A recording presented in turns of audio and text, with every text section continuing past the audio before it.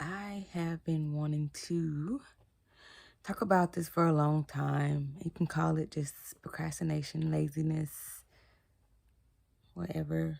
But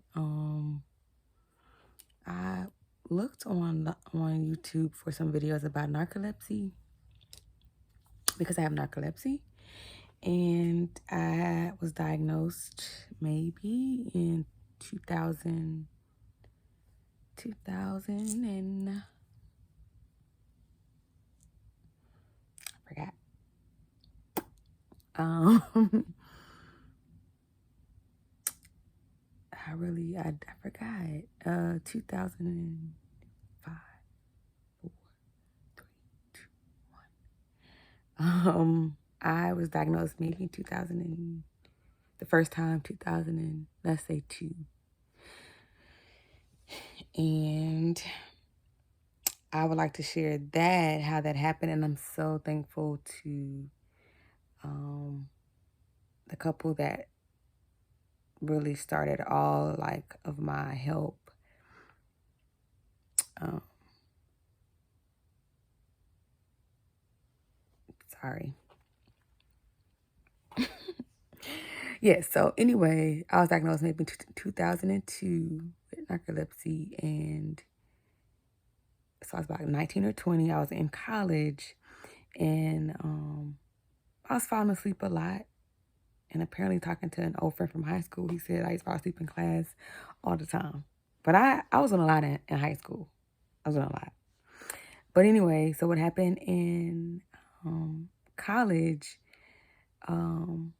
it's so much that happens in the transition in college, right? So I was falling asleep a lot, though. I didn't have my own vehicle or anything. It's more so like in class and around other people.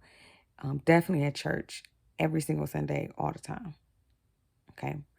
But one summer I had an internship program that I was a part of, and a couple allowed me to use their truck to go to work daily. So the program, we had like a curfew to go to sleep, get up in the morning, we went to our jobs, had adequate sleep at night. I was working at an accounting firm at the time. So the couple let me use their truck. I went on my way to work, and I'm a very active person, so I like to run. I would play basketball in the mornings. Like, I was just very active. Dance. But I would be driving to my job. My job could not have been 15 minutes away. It was in a place called Inverness in Birmingham, Alabama. And one time I was driving to work one morning, and I can't remember what happened because all leading up to this, but all I remember was that I was awakened by all these cars honking at me. And I was at a a traffic light. And I didn't know how I got there. I couldn't remember. I wasn't sure how long I had been stopped. The horns just woke me up. And I was like, that's weird. So anyway, drove to work. This is probably my first day going to that particular job. Get there, and they're telling me all about what to do at work. Maybe we had a meeting. I'm like falling asleep at the meeting. So anyway, throughout the day, I'm falling asleep. The person, the secretary, the front office person who was showing me around was kind of like, why don't you get some coffee? I don't like coffee at all. Ew. So like, I basically made it taste like candy, and I was like, okay, this is how everybody else stay awake. And I drank it, and maybe for 10 minutes it helped me, and I dropped sleep. Like, now I'm at an accounting firm. I'm doing their books. When I say I messed their books up, like, in all sincerity, this is back when QuickBooks, people still probably use it. But anyway, my numbers are wrong. Like,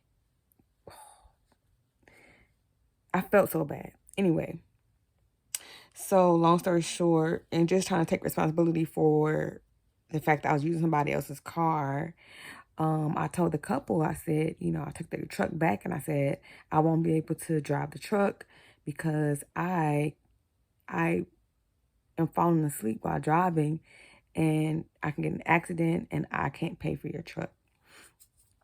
So anyway, the wife, she actually was like, no, go ahead. Maybe it just was somebody, blah, blah.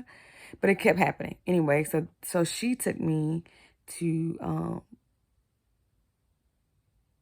a really nice hospital. Like, I promise you, there was not one bill I had to pay.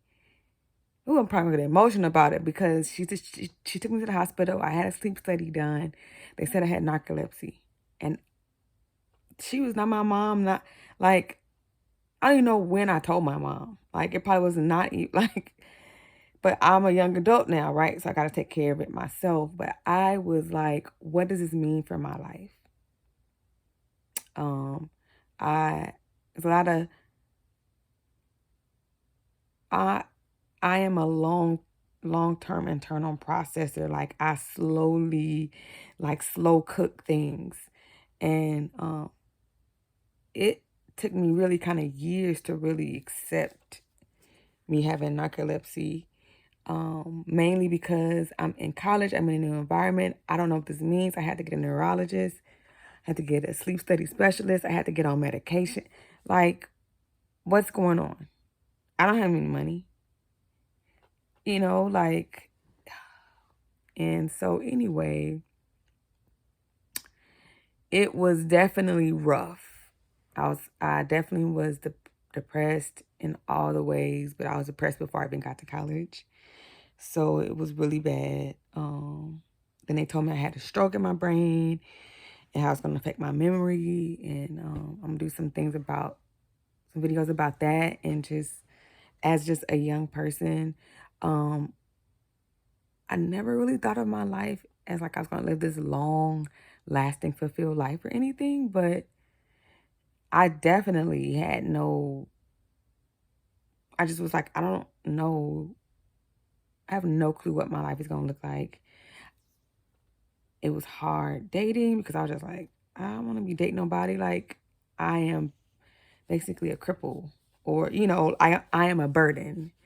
I'm going to be a burden to whoever I'm with, because especially during that time, I could not control my sleep. Like, I could be in a cafeteria at school, fall asleep. I could be in somebody's car, like, and guys definitely have, like, called me rude, like, when they be when they're talking to me in the car, or we're, like, talking or doing whatever, and I'll just fall asleep. And this was in the early stages. I learned how to manage it much better over 20 years later, right? But, or a little less than 20 years. But anyway, it was hard. Like, when I say hard, people would joke about it because they would be like, at least it's not cancer, And I'm like, okay, the that is supposed to be what I'm holding on to, when the reality was, I'm like, do you even know what it is? Like, you just see it as me falling asleep? You have no clue what it is. I don't know what it is. I don't know what this means for me. Well, at least you're not in pain. And okay. But the reality is, if I don't manage it and I allow other people to dictate my life and my schedule, which back then I definitely did in all the ways, I have extreme pain in my head because my body is extremely exhausted. There was one time I was working at a grocery store and I was ringing up groceries, like literally, doing them across, I was ringing them up, and don't know what happened next. All I know is that the woman in front of me kept, like,